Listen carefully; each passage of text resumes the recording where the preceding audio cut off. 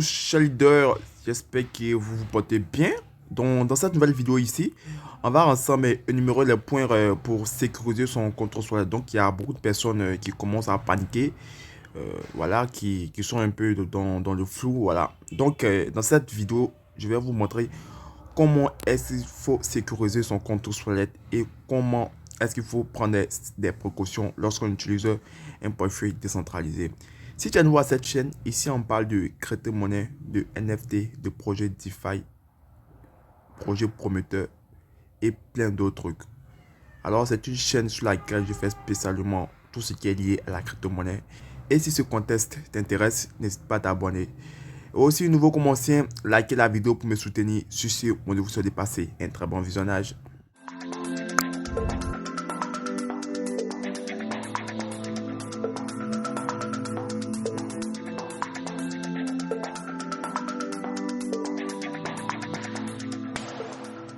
Donc, je vais vous montrer quelles sont les précautions, comment est-ce qu'on va dire, comment est-ce qu'il faut sécuriser son compte Swallet. D'abord, la première des choses que tout le monde doit avoir, c'est de venir dans les paramètres. Une fois que vous êtes dans les paramètres, ensuite, vous allez aller dans sécurité. Dans sécurité, qu'est-ce qu'il y a dans sécurité? Nous avions le code d'accès. Voilà, c'est-à-dire que à chaque fois que tu voudras entrer dans ton portefeuille Trustwallet, on te demandera de mettre un code d'accès. Voilà. Donc, généralement, des personnes mettent des empreintes digitales ou bien le scanner d'iris ou même les Face ID pour ceux qui ont un iPhone. Voilà. Donc, ce code d'accès est très important. Voilà. À chaque fois que tu vas vouloir te connecter sur ton compte Trustwallet, on te demandera de mettre ce code d'accès. Le truc très important, c'est le code d'accès. Lorsque le code d'accès, vous ne devriez jamais perdre votre code d'accès.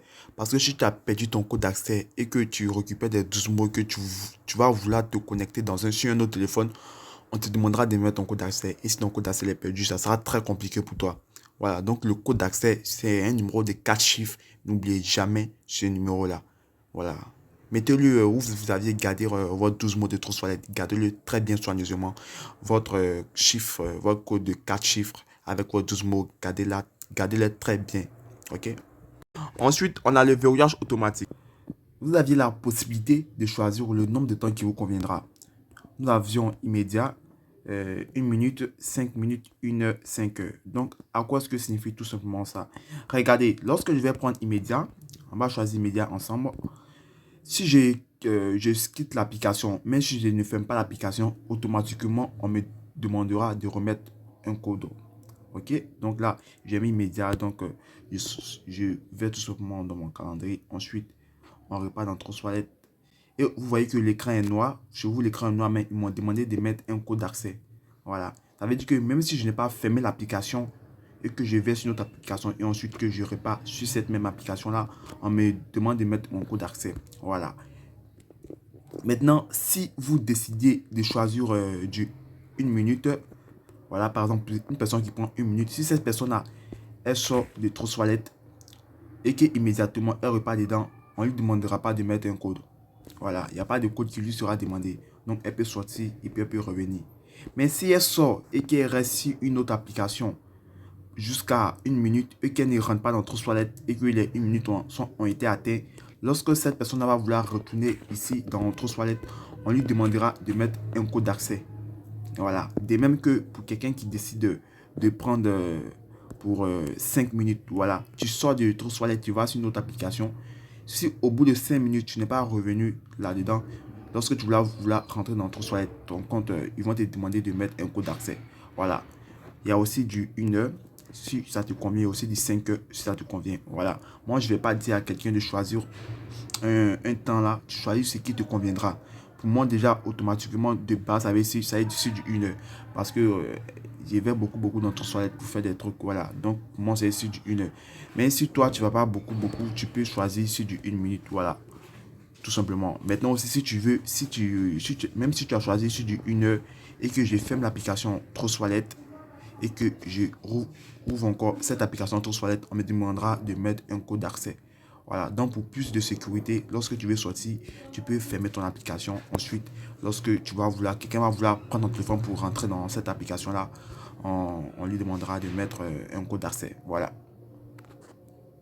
Maintenant, le code d'accès biométrique, ça, comme je le disais, c'est l'empreinte digitale, les Face ID. Voilà. Donc, pour ceux que les téléphones sont équipés d'empreintes digitales, voilà, ou des Face ID, voilà. Donc, vous activez cet paramètre comme ça. Au lieu de chaque jour d'entrer un code d'accès, vous allez mettre directement votre empreinte digitale pour faire cela. Voilà, donc cela est très très important. Pour ceux qui ont les téléphones équipés, vous mettez votre empreinte digitale ou votre Face ID. Comme ça vous permettra de vous connecter rapidement sans avoir à toujours entrer le code d'accès. Ensuite, on a la signature de transaction. C'est-à-dire qu'à chaque fois que tu vas vouloir effectuer une transaction, on vous demandera de mettre votre signature de transaction. C'est tout simplement le code d'accès qui va encore apparaître. Voilà. Et lorsque vous allez vouloir acheter des crypto-monnaies sur PancakeSwap, à chaque fois que vous allez finir d'approuver la transaction, on vous demandera de mettre votre signature de transaction. C'est-à-dire que le code d'accès, ou bien aussi, ça, pour ceux qui ont un empreinte digitale, c'est ça qui va sortir. Donc, vous mettez votre empreinte digitale, vous mettez votre code d'accès et ensuite, vous allez valider la transaction. Maintenant, pour le deuxième point, ce que j'aimerais vous dire, c'est de rester beaucoup prudent. Voilà, faites attention au site que vous connectez votre portefeuille. Voilà, faites très attention. Lorsque vous êtes sur TrustWallet, contentez-vous uniquement que de PancakeSwap, voilà, ou bien de QuickSwap. Ne connectez pas vos portefeuilles au site bizarre, voilà. Parce que lorsque vous connectez vos portefeuilles au site bizarre, ces sites-là peuvent faire des trucs de contrefaçon sur peuvent on va dire en gros pirater, comment expliquer ça, votre compte TrustWallet. Voilà, donc faites très attention lorsque vous vous connectez au site. Voilà, si vous vous contentez uniquement que de PancakeSwap, il n'y a pas de souci, vous n'écranez rien. Donc PancakeSwap, déjà il existe déjà dans TrustWallet. Voilà, maintenant lorsque vous voulez vous connecter à des sites, faites beaucoup attention. Ok, maintenant aussi lorsque nous venons dans préférence et que le navigateur d'apps, voilà, c'est par, certains vous diront de désactiver le navigateur d'apps, c'est pas utile de désactiver le navigateur d'apps, voilà, c'est pas le navigateur d'apps qui va faire que ton compte ne pourra pas être piraté, voilà, donc c'est pas truc utile de désactiver le navigateur d'apps, ça n'a rien à voir. De même que effacer le cache du navigateur, c'est tout simplement effacer vos historiques. Donc ça, si vous effacez, vous n'effacez pas, vous n'êtes pas protégé des piratages de compte TrustWallet. Voilà. Donc le compte TrustWallet, ils sont piratables par les 12 mots. Mais si vous vous connectez à des sites bizarres qui n'ont rien à voir avec PancakeSwap, ça peut vous porter préjudice. Voilà. Donc, activer ou désactiver le navigateur d'apps, ça n'a rien à voir pour dire que c'est parce que tu as désactivé le navigateur d'apps que tu seras protégé. Voilà. De même que effacer le cache du navigateur, c'est pas parce que tu effaces ton cache du navigateur que tu seras protégé. Voilà. Maintenant, pour le cache du navigateur, par exemple, lui, c'est lorsqu'il y a des personnes qui utilisent beaucoup d'historique. Voilà. Par exemple, je vais vous montrer un truc. Vous voyez que dans le cache du navigateur, mais historique, j'ai beaucoup d'historique. Voilà. Donc, effacer les caches du navigateur, ça sert que ça sert. Voilà. Donc, si vous voulez vous rassurer en supprimant, en effaçant le cache du navigateur, il n'y a pas de souci. Vous pouvez effacer le cache du navigateur pour être rassuré, si cela peut vous rassurer. Mais ce n'est pas le cache du navigateur qui fera que vous êtes protégé. Mais si vous voulez utiliser ça comme prétexte pour vous rassurer, il n'y a pas de souci. Lorsque vous envoyez votre adresse de réception à des personnes, voilà, déjà même le truc recevoir, le bouton recevoir ici, lorsqu'on vous donne une adresse comme ça, voilà, sachez que cette adresse là, on ne peut jamais pirater votre compte TrustWallet par cette adresse. Voilà, on ne peut jamais pirater votre compte TrustWallet par cette adresse. Mais par contre, on peut avoir des informations des crypto-monnaies qui sont dans votre portefeuille TrustWallet avec cette adresse là. Voilà, on peut avoir des informations des crypto-monnaies qui sont avec cette adresse là. Donc là, je vais vous montrer. Voilà. Déjà, le truc est très simple, ok. J'ai pas montré ça à quelqu'un parce que bon, beaucoup de personnes vont penser ça pour s'amuser, mais je vais vous montrer que c'est réel. Par exemple, là, j'ai transféré beaucoup de BNB. Donc, je vais prendre par exemple une quelconque adresse que j'ai transférée à une personne. Donc, déjà, qu'est-ce que je vais faire? Tout simplement, je vais copier son adresse là. Ok, là, je copie son adresse. Une fois que j'ai copié son adresse, maintenant, on va voir ensemble les crypto-monnaies qui sont dans son portefeuille. Vous voyez que je viens de prendre une adresse quelconque. Et lorsque je prends cette adresse-là, on a déjà les informations. Je peux voir directement que dans sa balance, cette personne a 0.006 BNB dans sa balance actuellement. Ok, maintenant dans Token, je peux voir toutes les crypto-monnaies qui sont sur le réseau Binance Smart Chain qu'il possède dans son portefeuille. Voilà, si j'appuie sur cette partie ici, je vais voir qu'il a beaucoup de trucs. Voilà, donc voilà ça. On peut voir directement qu'ici, il a Shiba Army pour 476 dollars. Ensuite, la Baby Doge pour 75 dollars. Ensuite, il a Binance Peg pour Binance Peg Shiba Inu. Il a Shiba Inu BEP20 43 dollars. Il a Floki Inu 31 dollars. Voilà. Il a Pitbull la Pitbull 12 dollars ensuite dessus. Voilà. La Pitbull 18 dollars ensuite dessus. Donc, faites très attention lorsque vous donnez votre adresse. Mais sachez que n'importe qui peut voir les crypto-monnaies qui sont dans votre portefeuille. Cela, on ne peut rien faire comme cela. C'est comme ça que toutes les blockchains fonctionnent. Que ce soit la blockchain Binance Smart Chain, la blockchain Tron, la blockchain Solana, toutes les blockchains, on peut voir ces informations là-dessus. Donc, les informations ne sont pas cachées, c'est pas confidentiel. N'importe qui peut voir les crypto-monnaies qui sont dans votre portefeuille. Dès que cette personne a obtenu votre adresse de réception, mais elle ne peut rien faire, elle peut juste voir que des informations. Voilà. Peut-être que si tu t'es connecté à des sites que tu n'es pas déconnecté, on va dire ce genre de truc là, et que c'est un site de malfaiteurs. Voilà, parce qu'il y a des sites qui sont un peu une copie conforme en griffe. Voilà, si tu te connectes à des faux PancakeSwap, parce qu'il y a des informaticiens qui créent des faux PancakeSwap, lorsque tu connectes et qu'ils ont accès directement à ton portefeuille, lorsque tu fais une transaction directement, les gars, ils peuvent faire tout ce qu'ils veulent avec ton portefeuille. Voilà, c'est la raison pour laquelle vous allez voir que généralement des personnes qui se font hacker, ils vont dire qu'ils ont reçu telle somme de Binance Smart Chain et ensuite leur portefeuille a commencé à être viré. Parce que c'est à partir de leur adresse de réception que ces personnes-là ont directement les informations. Donc si tu te connais sur un site malfaiteur et que tu as mis tes coordonnées là-bas, dès que tu te connais directement, des personnes peuvent utiliser ce site-là pour te faire du mal au fait. Voilà. Donc vous voyez qu'ici, je peux aussi voir les transactions qu'il a effectuées. Voilà. On peut voir directement ici que les transactions que cette personne a effectuées. Déjà dans ça encore BEP20 tokens, je peux voir aussi toutes ces informations là. Voilà, et Binance Peg, je peux voir qu'il a Shiba Inu BEP20, il possède 76 000 Shiba Inu BEP20. Il a fait une transaction, il a transféré 65 000 Shiba BEP20. Il a transféré Everrise pour 15 000. Voilà, on peut voir directement ici. Il a transféré Everrise pour 15 000. Ensuite, là encore, je vois qu'il a transféré, Shiba Inu 100 000 pièces. Voilà, à une adresse qu'elle a. Et si je prends cette adresse là, si je copie cette adresse là, je peux encore avoir des informations là-dessus. Si je copie cette adresse là, je peux avoir des informations. Donc toutes les transactions qu'il effectue, ce n'est pas caché. N'importe qui peut avoir accès à ces transactions là.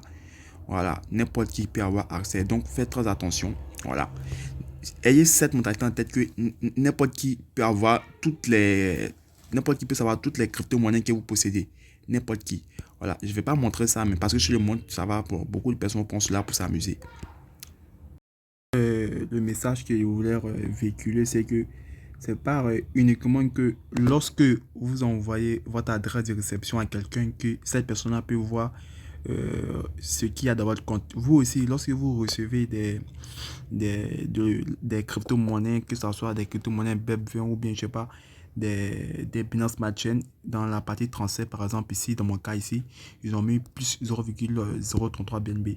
Lorsque j'appuie là-dessus, on voit que j'ai reçu 0,031 BNB qui font environ 8000 francs CFA.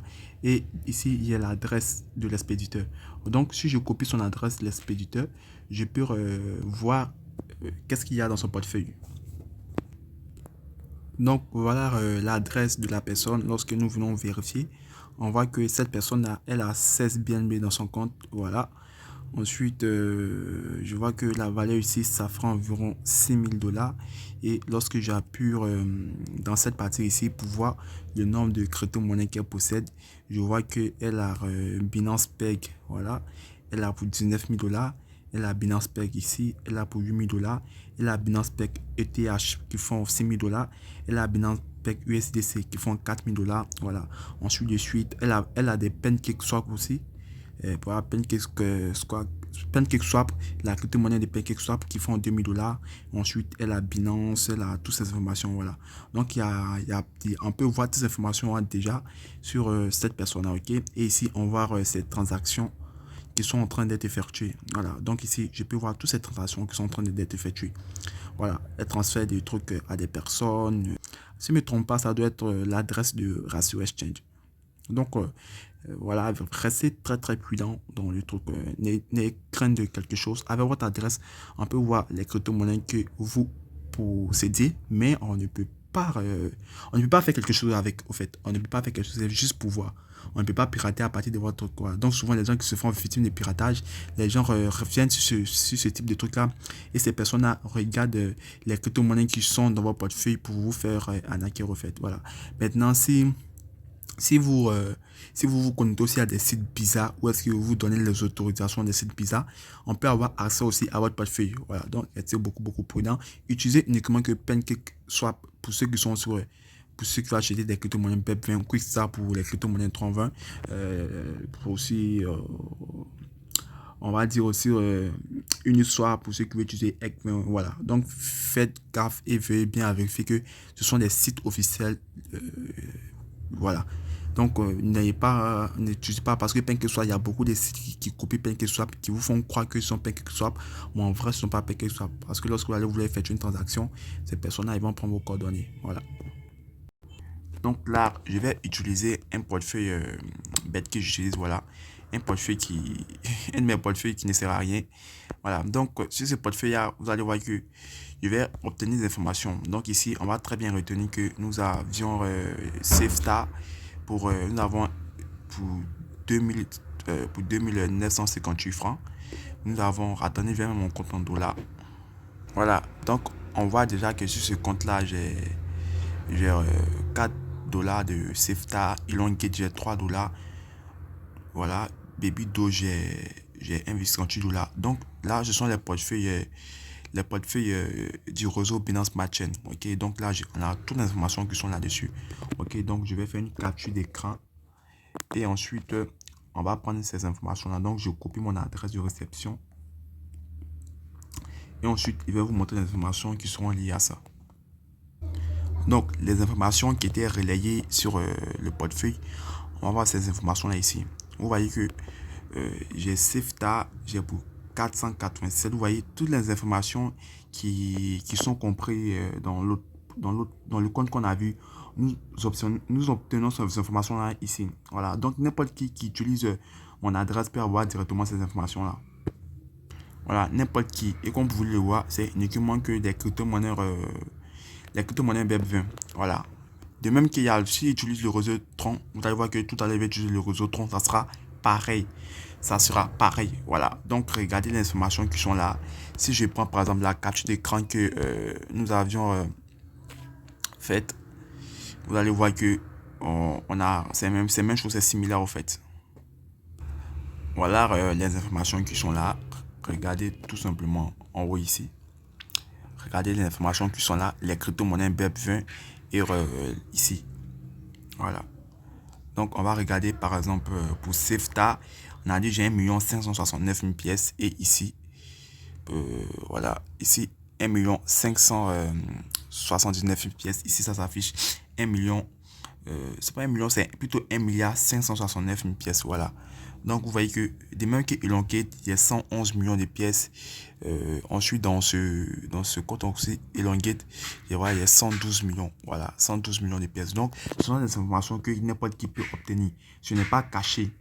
Voilà, on ne peut rien faire. Dès que la personne a ton adresse de réception, il peut voir les crypto-monnaies que tu possèdes, mais il ne peut rien faire. Voilà, il ne peut rien faire. C'est juste pour voir des informations. Là, maintenant, je vais utiliser Tron. Lorsque je vais utiliser Tron, vous allez voir. Lorsque j'utilise pour le portefeuille Tron, voilà. Lorsque j'utilise pour le portefeuille Tron, c'est similaire. Voilà, on a toutes les informations. Voilà, Tron, il dit total balance stake. Là, j'ai pas de Tron qui sont stake. Raison pour laquelle ça a mis 0 sur 27. Maintenant, si je prends là, on dit il y a des Tron, il y a 27 Tron qui est disponible. Voilà. Si on prend l'image qui se situe ici, vous pouvez voir aussi qu'il y a 27 Tron. Voilà. Maintenant, si je prends pour les Tether USDT qui se situe ici, on dit j'ai 30 USDT. Donc, si je regarde dans la capture d'écran que nous avions fait précédemment, il y a 30 USDT. Voilà, on ne peut rien faire, c'est comme ça que le truc fonctionne, c'est comme ça que toutes les blockchains fonctionnent, ce n'est pas caché. Peut-être que si ça venait un jour qu'on cachait cela, voilà, mais pour le moment, c'est pas caché. N'importe qui a ton adresse de réception peut avoir des informations sur ta crypto-monnaie, sur les crypto-monnaies que tu possèdes, mais il ne pourra rien faire. Il va juste regarder ces informations-là. Ok, maintenant, je vais vous montrer comment il faut effacer ces traces lorsque tu te connectes sur un site. Voilà. Lorsque vous vous connectez sur des sites comme PancakeSwap ou PooCoin, ou encore un site sur lequel vous avez connecté votre portefeuille à ce site-là, vous pouvez effacer vos traces. Pour le premier site, celui de BSC Scan, voilà, vous allez écrire mon bot directement dans la description. Voilà. Donc, vous allez appuyer tout simplement sur mon bot, voilà, ici. Et ensuite, nous avons le bot qui est là. Donc, vous allez écrire ce bot et ensuite, ce bot va vous générer un lien. Donc, vous appuyez sur le bot. Voilà, vous ouvrez dans votre Telegram tout simplement. Voilà, j'ouvre ensuite, j'envoie un message au bot. C'est comme cela que le truc va s'afficher. Donc, vous allez appuyer sur le bouton démarrer pour commencer. Voilà. Donc, vous appuyez sur le bouton démarrer. Ensuite, vous allez choisir BSC Scan Revoke. Voilà. Ensuite, lorsque vous prenez BSC Scan Revoke, ensuite, on a le lien de BSC Scan Revoke. Et aussi, en deuxième position, nous avions le lien de BSC Allowance. Voilà. Donc, chez nous, dans cette première partie ici, c'est le lien de BSC Scan Revoke qui nous intéresse. Donc, sur ce lien-là, tout simplement, vous allez appuyer. Et ensuite, le bot vous donne directement un lien. Ok, voilà. Donc, vous copiez tout simplement ce lien-là et vous allez vous rendre sur Trust Wallet. Vous vous rendez sur Trust Wallet, vous collez ce lien-là et directement, vous avez accès au site de BSC Scan dont je parlais. Voilà. Par exemple, si tu t'es connecté, tu veux supprimer tes trucs de coordonnées sur un compte, voilà. Lorsque vous vous connectez dans Search by Address, vous allez tout simplement coller votre adresse. Voilà, donc je colle mon adresse. Donc, c'est votre adresse que vous allez connecter, ok? Voilà, vous allez connecter votre adresse. Là, je vais, ici, on change le réseau, on prend le réseau Smart Chain. Ensuite, on va appuyer sur Connect to Web 3. Voilà. Ensuite, je prends Wallet Connect. Voilà. Là, ne vous inquiétez pas, c'est le site officiel de Binance. Voilà. Binance Scan. Voilà. Vous pouvez voir ici que directement mon portefeuille il est connecté. Voilà. Maintenant, lorsque votre portefeuille est connecté, par exemple, et on a des informations si vous voulez effacer vos traces, vous voyez. Donc, ces informations-là, par exemple, ici, on montre les transactions que j'ai effectuées. Donc, on peut vérifier que... Donc, vous voyez que, par exemple, sur ce compte-là, on peut voir que je me suis connecté sur PancakeSwap, et je me suis connecté sur Pool. Voilà. Voilà. Donc, si vous, par exemple, vous voulez vous déconnecter, je vais vous indiquer comment est-ce qu'il faut retirer les adresses qui ne vous correspondent pas, ok? Par exemple, là, dans mon cas ici, je vois que j'ai PancakeSwap, voilà.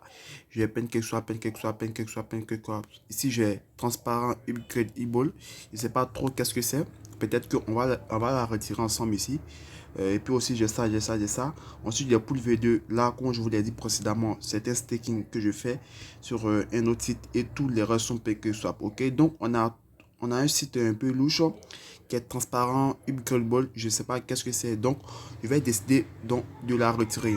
Donc, si je veux la retirer, comment est-ce qu'il faut faire? Tout simplement, tout le point où ils ont écrit bscscan.com, je maintiens sur l'écran et puis automatiquement, cela me copie. Donc, je vais ouvrir ce lien-là dans mon navigateur Google. Vous voyez maintenant que le lien a été ouvert dans mon navigateur Google. Donc, pour cela, je vais repartir sur Trust Wallet. Ensuite, sur Trust Wallet ici, vu que je suis reconnecté, voilà, on va en gros se déconnecter. Voilà, je me déconnecte, j'appuie là-dessus. Donc, une fois que j'appuie là-dessus, ça m'emmène sur un site, voilà. Ensuite, je fais la touche retour. Et ensuite, ça me ramène ici. Et comme vous voyez ici, j'ai mis Connect Web 3, donc ça veut dire que je suis déconnecté. Donc, j'appuie la croix qui est en haut ici pour partir. Voilà. Maintenant que cela a été fait, je reviens dans mon navigateur Google. Voilà. Vu que le lien, je viens de coller dans mon navigateur Google, je vais maintenant appuyer sur Connect Web 3. Donc, j'appuie sur Connect Web3. Ensuite, ici, je prends Wallet Connect. Ensuite, j'appuie sur Connect. Et vous allez sélectionner Trust Wallet. Voilà. Donc, moi, j'ai beaucoup de trucs à application, mais vous allez prendre Trust Wallet. Ou bien, si vous avez uniquement que Trust Wallet, ça va directement l'ouvrir dans Trust Wallet. Donc, moi, je l'ouvre dans Trust Wallet. Ensuite, ici, je vais appuyer sur le bouton connecter. Voilà. Vérifiez très bien qu'il a pris les réseaux Smart Chain. Voilà. Vérifiez très bien qu'il est sur le réseau Smart Chain. Donc, n'hésitez pas à l'appuyer. Ensuite, on va appuyer sur connecter pour se connecter.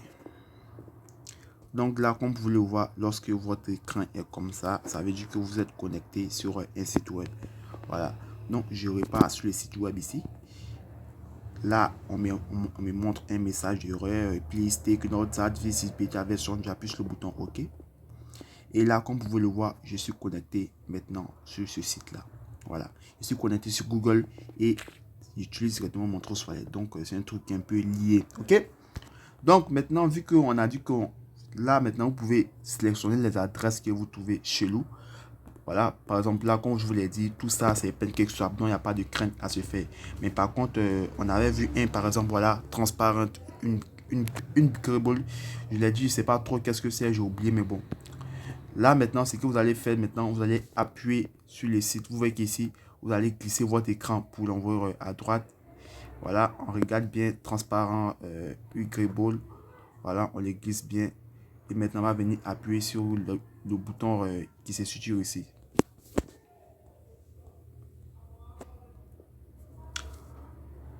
On va appuyer sur le bouton qui se situe ici. Voilà.